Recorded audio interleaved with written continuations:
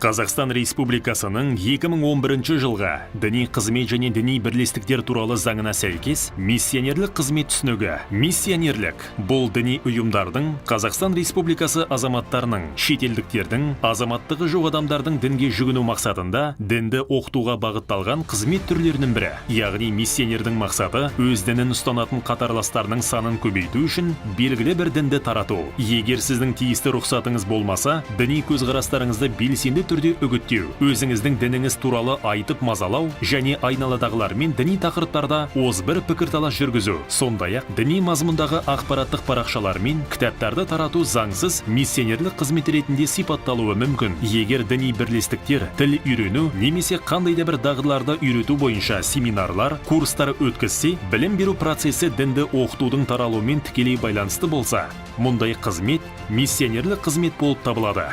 Алайда, егер білім беру процесі мен дінді оқытудың таралуы бөлінсе, онда курстар, семинарлар және басқа да осындай іс-шаралар миссионерлік қызмет болып табылмайды.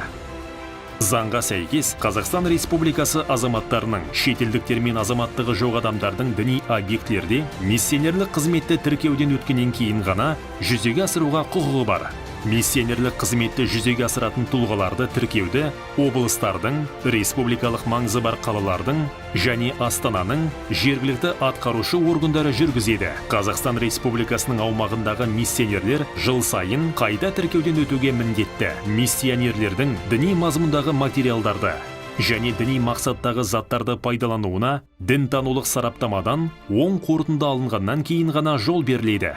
Миссионерлік қызметті тіркеусіз жүзеге асыруға тыйым салынады. Егер сіз немесе жақындарыңыз көшеде белгісіз адамдардың дін тақырыбында әңгіме бастауға және діни кітаптарды беруге тырысып жатқанына куә болсаңыз, онда 102 нөміріне қоңырау шалып, дереу құқық қорғау органдарына хабарласа аласыз. Себебі бұл Қазақстан Республикасы дін саласындағы заңнамасын бұзу болып табылады.